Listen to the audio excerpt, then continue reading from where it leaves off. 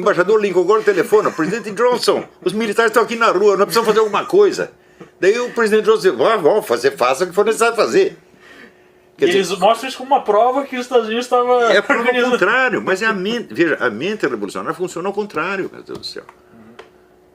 A prova do crime é usada como prova de inocência, a prova de inocência é usada como prova do crime. Assim, é normal para eles pensar assim. E veja, por que isso funciona? Isso funciona porque o ouvinte pensa assim, pera, acho que eu não estou entendendo direito, então o burro sou eu. Então eles devem ter razão. A ideia é dar um curto-circuito mesmo. Dá um curto-circuito mesmo. Então, a pessoa para fazer isso precisa ser de uma crueldade mental ilimitada. E é o que esses caras são. Eles são intrinsecamente pessoas assassinas, visceralmente assassinos. Matar pessoas para eles é normal. A normalidade com que eles falam em matar o tempo todo, eles vão matar o sujeito e daí dizem que o cara está com um discurso de ódio. Meu Deus do céu. O próprio Che Guevara, numa Assembleia das Nações Unidas, falou que estavam fuzilando e continuariam fuzilando. Claro, e que todo militante tinha que virar uma máquina de ódio. Né?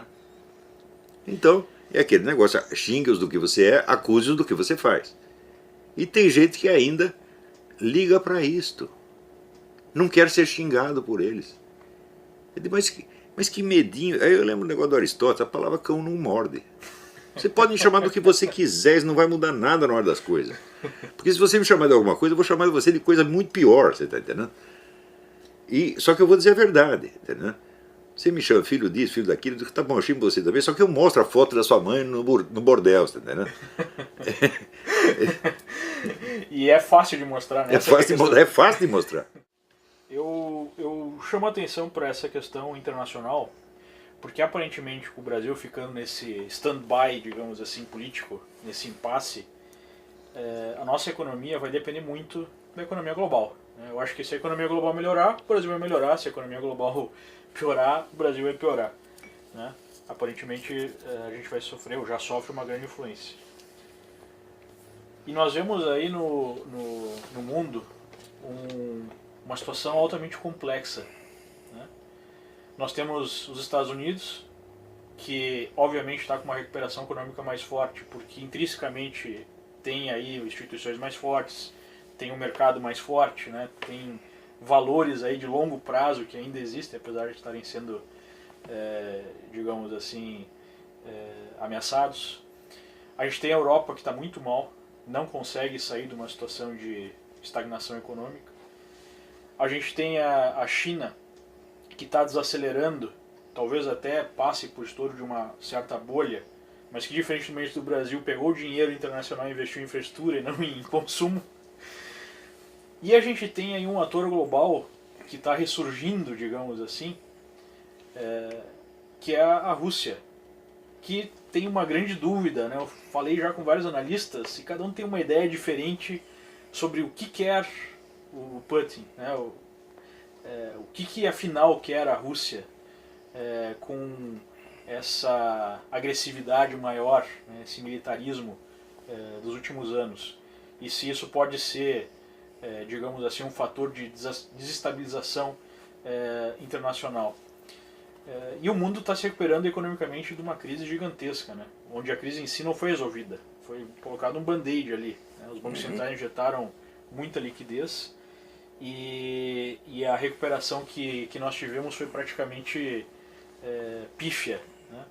Como é que o senhor vê todo esse cenário aí e o que a gente pode esperar, especialmente na questão assim, menos certa, que eu sei que o senhor tem um conhecimento profundo em relação à Rússia, enfim. Mais ou menos. Mas olha, vamos por partes aí. Então, do ponto de vista econômico, só quem tem a chance de se recuperar integralmente são os Estados Unidos. O pessoal por fora não imagina o que é a criatividade da economia americana. E a pujança, né? É um negócio assim, é impensável. Tá entendendo? Você vê, 82% dos inventos no mundo surgem aqui. Porque assim, mas até tecnologias dão um banho no mundo. Nós devemos falar japonês, coreano, é tudo brincadeira, meu Deus do céu. Né? O que interessa vem daqui. Segundo lugar, os Estados Unidos têm reservas de petróleo que são 25 vezes do restante do mundo. Antigamente você tinha o problema de o xisto betuminoso não era trabalhável. Agora você já tem tecnologia para isso. Então, quer dizer, eles têm... Inclusive está jogando o preço do petróleo lá para baixo, né? A gente está vendo nas últimas semanas. Claro, claro. Então, quer dizer, falta de petróleo não vão ter. Tá certo? Agora, o problema aqui chama-se Obama. Né? Mas o Obama está no fim, politicamente. Ele está, vamos dizer, ele não vai eleger o seu sucessor de maneira alguma, acaba de perder as duas casas do Congresso para a oposição. Vamos dizer, o Partido Democrata só esteve numa situação tão ruim na década de 20. Quer dizer, eles regrediram 90 anos. Graças a Obama. Quer dizer, Obama é o maior cabo eleitoral do Partido Republicano de todos os tempos. Né?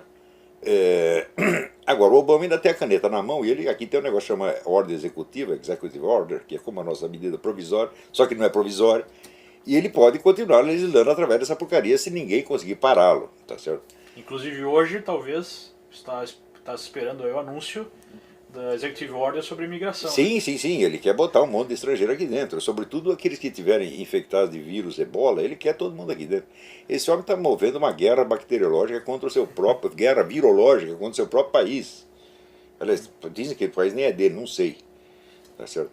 O que eu sei é o seguinte, eu não sei onde ele nasceu. Ele pode ter nascido em Washington, na ponta do obelisco. Tá certo? Mas os documentos dele são realmente todos falsos. Isso eu sei porque eu estudei, averiguei pessoalmente. Falo, claro que é falso. Como é que isso pode ficar assim num país como os Estados Unidos? Você veja, é aquele negócio, você vai fazer o crime, é a teoria do crime inverossímil.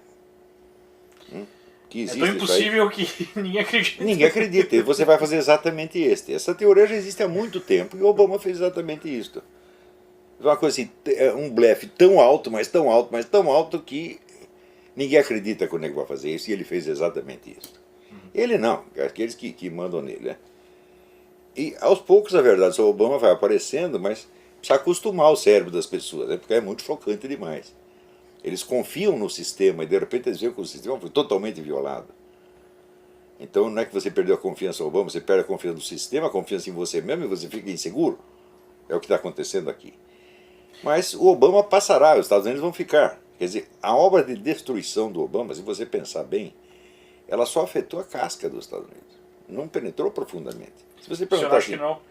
Não. Tipo, esse pensamento assim, meio de governo populista, terceiro-mundista, de muita bolsa, de muito auxílio, isso não cresceu muito? Não é uma ameaça aos Estados Unidos? Sim, mas essas coisas elas acabam do dia para a noite. Mesmo porque não está funcionando. Você vê esse negócio do Obamacare, isso é uma coisa ridícula, o maior fracasso de todos os tempos, ninguém confia nisso. Nem o site funcionou. Nem o site funcionou, quer dizer, o sujeito quando começa a apostar no absurdo, ele vai fazer coisas absurdas. Entendeu? Então, você vê, eu acho que a economia americana ela não está correndo risco. Existe essa perspectiva de crise, etc., mas existe elementos de recuperação que são de uma pujança incalculável. É inovação, né? Inovação, exatamente. Você viu aqueles negócios que eles inventaram de impressora 3D, é milhões de inventos que estão aparecendo, é uma coisa de louco, entendeu? Eu estava numa palestra com o André Esteves lá no Brasil, e ele falou, por que os Estados Unidos vai se recuperar e a Europa não? Me dê aí 10 empresas que revolucionaram a economia nos últimos 5 anos. Tem alguma europeia? Tudo americano. Não é isso? E com relação à China, você veja, a China, se você pensar bem, ela ainda é um país de terceiro mundo. A China tem 5 cidades prósperas. O resto, mais pobre que o Brasil, né? O resto é uma miséria indescritível. Né? Então até quando aguenta isso? Fala, bom, eles estão maquiando, estão... você vê, uma crise econômica, uma economia declinante, derruba um governo democrático, mas não derruba uma ditadura, ao contrário, fortalece a ditadura. A ditadura pode continuar lá indefinidamente, mas economicamente eles não vão levantar. Né? A economia chinesa, o que é? Dinheiro americano, todo mundo sabe disso. Na década de 90, todo mundo investiu na China, botou dinheiro que não acabava mais na China. E tem a gente que reclamava, fala, não, nós não podemos investir num país que é uma ditadura sangrenta, mas o atrativo do dinheiro foi muito, né? Então, fizeram isso e criaram, para usar a expressão do Anthony Sutton, o melhor inimigo que o dinheiro pode comprar. Eles compraram. Eles pegaram, com a União Soviética pelo exatamente, pegaram um país falido e transformaram numa potência militar. Ótimo. E muitos com a tese que a evolução econômica criaria que é uma coisa A absurda. liberdade Quer dizer, econômica, a liberdade como é que política. você vai, vamos dizer, implantar o liberalismo baseado numa teoria marxista, de que a economia determina o curso da política? A economia não determina o curso da política. A economia é uma coisa que você pode mudar com uma lei, você muda todo o sistema econômico. A economia é um negócio muito volátil, ela não é infraestrutura. A imaginação humana, ela pensa em economia, então ela pensa em máquinas, em riqueza material, né? Mas isso é uma imagem, né? A economia, na verdade, é constituída de normas e de leis que presidem as relações entre as pessoas. Você pode mudar essas relações em 5 minutos. Não é isso? Então, longe de ser uma base, a economia é como se fosse uma superfície. Ela expressa o estado total da sociedade. E esse estado total aparece aonde? Na cultura, na moral, nos hábitos, nos valores, que são os valores que decidem o que as pessoas vão fazer. A economia não decide. Você vê, você é capaz de você prever a conduta de um sujeito pela conta bancária dele? Impossível, né? Então, Por menor ou maior que seja. o sujeito, ele faz aquilo em que ele acredita, tá certo? E não aquilo que a conta bancária dele determina. Então, quer dizer, os elementos culturais e psicológicos são muito mais fortes do que a economia.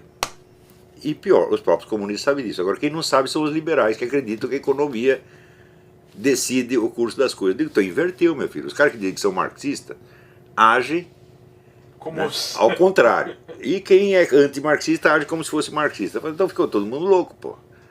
Né? Então, a economia de livre mercado, ela é necessária para a liberdade, mas ela não é suficiente de jeito nenhum. Esse talvez seja o grande erro. Claro, claro.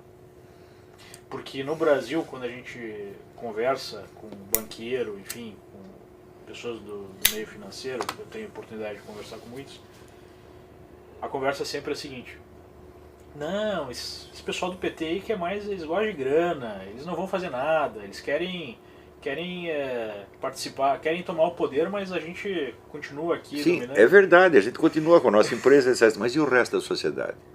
Digo, você está ganhando seu dinheiro, você está feliz? Eu digo, muito bem, só que você está, com o seu dinheiro, você está contribuindo para destruir a vida de milhões de pessoas. É a sua própria, né? Eu particularmente... E vão entrar na sua vida privada também, meu Eu filho. particularmente saí do país porque, por mais dinheiro que tu tenha, se tu não consegue sair da tua própria casa e ir até um restaurante com a possibilidade de tomar um tiro, não faz sentido. Mas já está o negócio, você tem um monte de dinheiro, tá certo, mas você não tem liberdade nenhuma, na verdade. Você só tem uma liberdade, que é de ganhar dinheiro. Mas você não pode nem sair na rua com dinheiro, né? Exatamente. Então, quer dizer, essa ilusão, quer dizer, é um fetichismo. Isso não é capitalismo, isso é dinheirismo. Você acredita que ter dinheiro é tudo. Ele diz, escuta, mas espera aí, nas relações humanas reais, o dinheiro é um nada. Os americanos chamam aqui de crown capitalism. Então, você vê, você sai na rua e chega um trombadinha, morto de fome, tá certo? Com um AR-15 na mão, mata você, porra. Mata. Por que serviu o teu dinheiro? Pra nada. Nada. Então, só existe dois poderes no mundo. Você tem o poder do espírito, da inteligência, do conhecimento, que é de longo prazo. Não é um poder pessoal. Se você disser assim, Aristóteles determinou o curso da história europeia por 5 séculos. Sim, só que ele fez isso 15 séculos depois dele morrer. Então não é um poder pessoal. Poder pessoal só existe um poder, que é o poder armado. É o poder de matar. Quem tem esse na mão tem tudo. E quem tem dinheiro? Quem tem dinheiro está lá para ser assaltado e assassinado. Desde a Idade Média. A não ser que você compre as armas antes, tá certo? Então, se você tem dinheiro, demonstra que tem dinheiro, então monte um exército o quanto antes e assegura o seu comando do exército. Agora me vem à memória algumas discussões que eu tive com alguns esquerdistas dizendo, olha, observem como os americanos são imperialistas, eles só investem no exército, só investem na capacidade... Conversa mole, o orçamento militar americano está sendo cortado ano a ano. Sim, mas eles dizem... E o chinês está crescendo. Ainda é o maior do mundo disparado. Ah, sim. Mas enfim, ainda bem, né? No final das contas, porque... Então, olha, se você somar todas as intervenções americanas no exterior, desde o começo do século XX, quantas pessoas eles mataram em todas as guerras que entraram? 2 milhões. Agora, os comunistas eles matam 100 milhões em tempo de paz no seu próprio país. Tem comparação uma coisa com outra? Não tem. Não é isso? Então, Outra coisa, os Estados Unidos, quando ocupam, entre aspas, um país, o que eles fazem? Transformam numa democracia, cria eleições livres e elege um inimigo deles. Como elegeram na França, na Alemanha, tudo quanto é lugar, na Itália. O maior exemplo talvez seja o próprio Japão, né? Depois O da Japão, guerra. o Japão, eles vão lá criar a democracia, daqui a pouco elegem um social-democrata anti-americano. E os americanos não se incomodam com isso, né? Então, agora, você vê se o imperialismo russo foi assim? Ele é assim? Olha o que eles estão fazendo na Ucrânia. Então, Olavo, nos ajude a entender essa incógnita que é a Rússia. O que é a Rússia? Bom, a Rússia aconteceu o seguinte, eles há muito tempo já sabem que a economia comunista não funciona. E dentro da KGB eles devem ter discutido isso profundamente. Bom, nós não podemos desistir do nosso poder, do nosso esquema. Então nós temos que fazer uma outra pessoa, outra coisa, com as mesmas pessoas e o mesmo esquema de poder. Então o que nós fazemos? Fazemos uma transfusão ideológica, trocamos de discurso. Usamos outros pretextos ideológicos. Então contratam lá o seu Alexander Dugin para fazer um outro discurso. O que o Dugin fez? Ele pegou tudo quanto era americano e anti-ocidental, comunismo, nazismo, anarquismo, esoterismo, ocultismo, islamismo, misturou tudo e fez um discurso. Então esse discurso ele apela para o antigo pessoal comunista, por quê? Porque é o mesmo esquema de poder. E apela para um bando de gente conservadora, cristã, etc., porque vem com uma conversa de valores cristãos. Mas o discurso não interessa, o discurso é apenas o pretexto. A prática. O que ele está fazendo é restaurar o Império Russo. É só isso que ele quer. O Império Russo com as mesmas pessoas, que é a mesma KGB de sempre. Tá certo? Então, para eles ficar no poder, vale tudo. Agora, tem gente aqui que acredita, diz, não, ele fez leis contra o homossexualismo, né? E adere ao cara por causa disso. Agora, a Rússia continua sendo o grande fator corruptor. Nós sabemos, você lê o livro do Joseph D. Douglas, que chama Red Cocaine. Quem montou o sistema do tráfico de droga na América Latina foi a União Soviética. E desde então nunca parou de crescer. Tá certo? Quando você pega tudo quanto é movimento terrorista no mundo, você vai ver as armas, elas vêm da onde? Da Rússia, sempre. Então é a mesma velha Rússia que está fomentando o terrorismo e subversão no mundo inteiro, trocando um pouco o discurso ideológico. Mas se você quer o discurso comunista, eles também têm para você. Você quer um discurso conservador? Seja, nós temos. No final é o poder, simplesmente. Mas é evidente. Veja, a Rússia sempre foi muito grande. Muito recurso. Muito recurso, mas impotente para tomar conta de si mesma. E então, também muito pobre, né? Muito pobre, exatamente. Então tem um complexo monstruoso. Então existe, desde o século XIX, os intelectuais russos, todos eles deliram, pensando no dia em que a Rússia vai ser a grande nação profética, que vai dominar o mundo, tá certo? E vai ter uma missão divina para cumprir. Eles pensam essa porcaria desde o século XIX. E eles não conseguem desempenhar tal da missão divina, tá entendendo? Isso aí não é parecido com o Destino Manifesto aqui dos Founding Fathers? Sim, só que o Destino Manifesto existe, os americanos fizeram realmente, tá entendendo? Então, pro lado bem. Mas é a coisa, você pensa aqui você tem uma república que foi feita, vamos dizer, por pessoas que não queriam criar nada novo. Eles pegaram as velhas leis do tempo da colônia e simplesmente codificaram as leis que já existiam, os direitos que já vinham desde a Inglaterra, meu Deus do céu. Tá imbricado na vida do povo já. E por outro lado, em volta você tem um monte de republiquetas hispânicas e portuguesas que são uma confusão dos diabos, onde a maior parte da população é escravo, onde todo mundo é coitadinho, ninguém sabe nem o que é direito, o que é constituição e coisa. Quem vai ter hegemonia? Fala, claro. Então o destino manifesta e realmente ele se realizou. Tá certo? Agora, a Rússia não. Ninguém está precisando de uma mensagem salvadora da Rússia. A Rússia que quer se promover nesta base há 200 anos. E tem esse complexo. Então, se não é com o comunismo, vai ser com a religião ortodoxa ou com qualquer outra porcaria. Sim, é só a gente avaliar. É um país complexado. É só avaliar na história o que foi criado a partir dos Founding Fathers e o que foi criado a partir desse desejo. Claro. Quer dizer, o sonho russo deu no que deu, 100 milhões de mortos. Agora você vê aqui a vida nos Estados Unidos. Não só 100 milhões de mortos, como essa máquina de propaganda de coisa ruim para o mundo inteiro, inclusive para o Brasil, né? Sim, os russos corromperam a política mundial inteira. Quer dizer, eles introduziram por toda parte a mentira, a desinformação, habituaram as pessoas de que o normal é ser vigarista, tá entendendo? Mas- Você vê, é a profecia de Nossa Senhora de Fátima. A Rússia vai espalhar os seus erros pelo mundo. Nossa Senhora não falou comunismo, são os erros da Rússia. Pouco importa se é o comunismo, Comunismo é é só o uma Erasmismo. ferramenta. Claro, eles trocaram de mentira, meu Deus do céu. Agora, até onde vai, até onde o Putin é capaz de ir na sua agressividade? Olha, eu acho que o Putin é um gênio. Mas ele não é um gênio maior do que Stalin. O maior gênio estratégico da história humana foi Stalin. Você pode dizer que todos os planos de Stalin deram certo. Todos. E mesmo assim, não adiantou nada. Porque é o limite natural. Quer dizer, você pode muito, mas você não pode contra a natureza das coisas, você não pode contra a aritmética elementar, você está entendendo? Não pode contra as leis da lógica, você vai chegar no limite. Mas será que ele invade mesmo a Ucrânia? Eu acho que sim. Acho que sim. Mas Se não é para agora, por ali. daqui a pouco. Né? O mais fácil seria invadir por agentes infiltrados internos. Você dá um golpe interno. E eu acho que ele vai tentar isso em primeiro lugar. E acho que a invasão por tropas russas é a última alternativa. Parece que já está acontecendo Né? até. Mas Walter eu acho falou que de já chegou, tanque, acho que já chegou lá, né? Porque há um grande medo, né, de que a agressividade seja demasiada, mas também seria uma burrice ir além disso. Nós não sabemos qual é o limite, mas o limite existe. Isso. pode Você ser vê que os chineses eles são muito mais comedidos nisso aí. O chinês sabe avaliar a sua força e sua fraqueza e o russo não sabe. Todos os russos são megalômanos desde o século XIX, todos eles. Então pode ser sim um fator desestabilizador econômico e político para os próximos anos. Pode, muito só que nós temos que importante. pensar o seguinte, a Rússia sempre será isso. Ela não vê por que mudar. Só um ato divino pode mudar a Rússia. Né?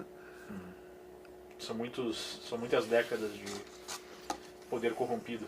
Claro, claro. E os Estados Unidos, o senhor acredita que não está em risco mesmo depois de 8 anos de Obama? Não, se ele não conseguiu em 7 anos, não vai conseguir no último ano. Não, mas o depois, Se você né? pensar bem, o que mudou realmente na vida americana? Muito pouco. Entendeu? O que mais me impressiona aqui realmente é a pujança do mundo dos negócios. Tipo, eu abri uma empresa aqui em Não 13 para, é dias, uma coisa que não selo para. nenhum, Um negócio tudo fácil, as coisas impressionante. andam. Todas as pessoas têm essa veia de business. Não, e aqui você tem uma mentalidade que é de facilitar as coisas. No Brasil, todo mundo tem um prazer enorme em atrapalhar você.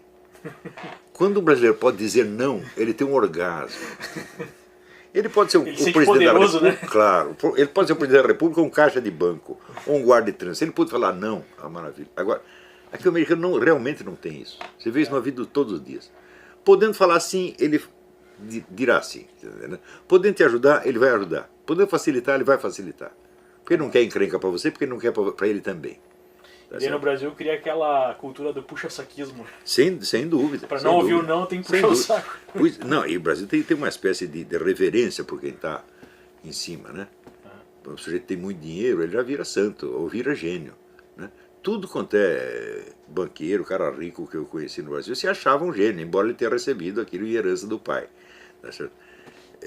E aqui não, os caras pensam aqui, pô, você já tem um monte de dinheiro, você ainda quer que eu te respeite? Pô, tá querendo muito. Pô, É o contrário, né? Dá um pouco desse dinheiro aí pros outros. Claro. Não é autoridade pelo Deve ser dinheiro. contente com o seu dinheiro, né? Não precisa ser amado, respeitado, né? Agora, ó, mudando um pouquinho de assunto, fazendo aí um desafio, uma brincadeira. O senhor nunca pensou em utilizar todo esse conhecimento, né, para entender o mundo financeiro e fazer investimentos? Porque Eu já pensei, mas eu não tenho tempo. Esse é o problema. Entendeu? Ih, rapaz, você não imaginou um monte de previsões econômicas certas que eu já fiz. Né? Tem muita gente que ganhou dinheiro com isso. Eu não. Por quê? Porque eu não tive tempo de ir lá e contratar um cara para meu dinheiro é para você investir. Tá entendendo?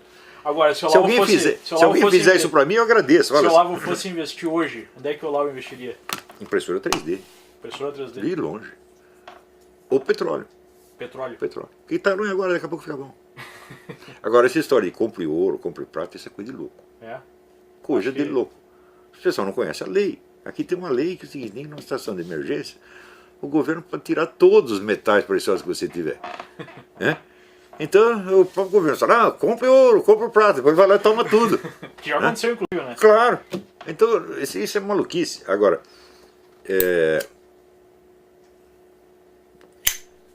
eu acho que, por exemplo, sei lá, mercado de diamante ainda é confiável. Mais fácil de carregar. Né? Se eu tivesse tempo para ir atrás de investimento, eu ia ficar melhor, sem dúvida, mas eu não tenho. Você veja, o que eu estou fazendo? Essa semana eu estou preparando um curso sobre o Roger Scruton que eu vou dar semana que vem. Preparando outro curso sobre o Kant que eu estou dando toda semana. Escrevendo artigo, fazendo hangout toda hora, analisando a política brasileira. Né? O que mais você quer que eu faça? Como é que eu vou virar investidor? Pô? Não tem tempo, não dá. Eu sou um velho de 67 anos, tá? Agora tem essa menina que está me ajudando aí, temporariamente, né? Mas normalmente, habitualmente não tem nem uma secretária. Não, mas isso aí a gente ajuda o senhor, não tem problema nenhum. Então, se quiser investir para mim, eu ponho dinheiro na sua mão, você vai lá, faz o que você quiser e nem me conta, porque eu não tenho tempo de ouvir a explicação. Né? Você vai lá, leva o dinheiro e traz o que você obtiver. Com certeza tem duas formas que eu vejo assim de investir, né? A gente está muito ligado, até porque a gente faz isso, no que acontece no curto prazo. Então são movimentos de curto prazo. A gente estuda a própria dinâmica de preço, né? O mercado em si ele é fantástico, porque a gente consegue ver o movimento do preço acontecendo antes. Óbvio que tem pessoas que sabem antes das coisas, que têm uma capacidade. Então, às vezes, só estudando a própria não, esse negócio, vamos dizer, de análise estratégica no curso geral das coisas, eu não errei nenhuma previsão nunca. Tudo deu certo. Por quê? Porque eu não faço previsão. Eu simplesmente leio o que os caras dizem que vão fazer. É só isso, não é uma previsão. Tá lá nas atas. Tá lá, é só ler e você fica assim, vamos fazer isso, mas pois é isso que vai acontecer. E essa seria a importância do investimento estratégico de longo prazo, porque essas coisas demoram um pouco para acontecer. Claro. E tem que ser vista da maneira correta, né? Porque um dos próprios sócios da 3G, né? O Beto Sicupira, ele falou, olha, a gente só comprou a Brahma no Brasil, que depois, né, virou Ambev, é uma empresa gigantesca, está prestes aí a comprar a Coca-Cola, porque o pessoal lá que era dono da Brahma estava com medo do Lula. Então eles venderam a preço de banana. Olha só. E foi a maior Se oportunidade. perguntasse para mim, eu falo, não precisa ter medo, ele vai te ajudar. Né? O que ele vai fazer é o seguinte, ele vai fomentar o comunismo em tudo quanto é lugar, menos aqui será o último. Porque o Brasil é o centro, entendeu? É o cérebro do Foro de São Paulo. Então, se ele está na posição de comando, ele não pode se meter no meio da batalha. O general não desce da montanha para ir lá levar tiro. Não, ele fica aqui vendo e comandando. Isso é a fonte de recurso, né? Então ele tem que ser o mais discreto, o mais moderado de tudo. E o Brasil, esta é a função do Brasil no Foro de São Paulo. Né? O Brasil tem as ideias e cria os idiotas para realizar. Quem criou o Hugo Chávez foi o Lula. O Hugo Chávez entrou no Foro de São Paulo em 1995. E o Lula, no aniversário do Foro de São Paulo em 2005, ele disse, fomos nós que colocamos o companheiro Chávez lá. E foi mesmo, você está entendendo? E os outros também eles colocaram. Agora, eles não vão matar a galinha dos ovos de ouro, pô. Agora, voltando um pouquinho então para a situação de Brasil, fazendo aí um cenário, né? Traçando um cenário. Qual é que seria o pior cenário possível do ponto de vista das liberdades, do ponto de vista, né, da gente manter uma estrutura de sociedade minimamente organizada? O pior que pode acontecer é o pessoal, empresários, investidores, continuarem analisando a coisa só pelo lado econômico e pensar assim, enquanto eles não estatizarem a minha empresa, não tem comunismo. Eu digo, mas eu já expliquei, o comunismo não é a socialização dos meios de produção. Ele é a estatização de tudo mais. A sua empresa vai continuar, mesmo que seja na clandestinidade, mesmo que eles proíbam, ela vai continuar. E todo mês vai vir o secretário político aqui pegar o dinheiro, tá entendendo? A propina, tá certo? Isso vai continuar assim. Que basicamente foi o que aconteceu com a Petrobras. Exatamente. Agora, essa corrupção institucionalizada, isso faz parte do programa comunista. Eles não entendem um capitalismo honesto, porque eles são desonestos. Agora, se você pensar bem assim, você compara o nível de corrupção que tem no Estado, nos governos, com o que tem na empresa privada. Se a empresa privada tivesse 1/100º da corrupção que tem lá, ela afundava. Exatamente. Então, quer dizer, o nível de moralidade da empresa privada é infinitamente superior de qualquer governo no mundo. Mas na medida que começa essa promiscuidade de governo e empresa privada também se corrompe. foi as consultoras, basicamente. Exatamente. Agora você Até vê. porque o próprio diretor chegou e falou, olha, um deles acabou abrindo o bico e falou, o negócio é o seguinte, todo mundo sabe, quem não paga não participa. Não tem Mas esse é óbvio. Isso é a coisa mais óbvia do mundo. Mas Isso é será assim que faz muito tempo. essa simples operação, essas pessoas presas e tudo mais, isso tem chance de gerar algo benéfico ou não? Tem se alguém se aproveitar disso com um esquema de poder. Não basta você denunciar, não basta nem se você pôr gente na cadeia. Você precisa pôr alguém no lugar dele. E alguém com outra proposta completamente diferente. Será que um Aécio teria condições de ser minimamente isso? O Aécio, se ele aderisse às ideias do seu eleitorado, ele seria o herói nacional. Mas ele quis fazer o seguinte, não, deixa esse pessoal conservador votar em mim, porque eu continuo sendo um tucano de alma e coração. Não farei nada sério contra o PT. Só vou dar uma pressionada mais forte. Você dá uma pressionadinha, fala um pouquinho de mal, e isso é tudo. Né? Uhum. Mas se ele tivesse aderido sinceramente àquilo que os seus eleitores acreditavam, tá certo? Ele realmente seria um herói nacional.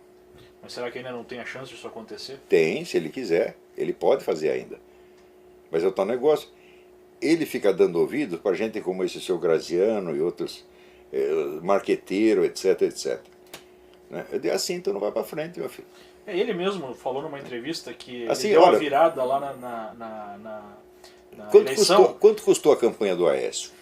Um montão de dinheiro. Oficialmente 250 milhões de reais. Muito bem. Agora, quanto custou a minha campanha para o pessoal sair à rua com cartaz, o Olavo tem razão?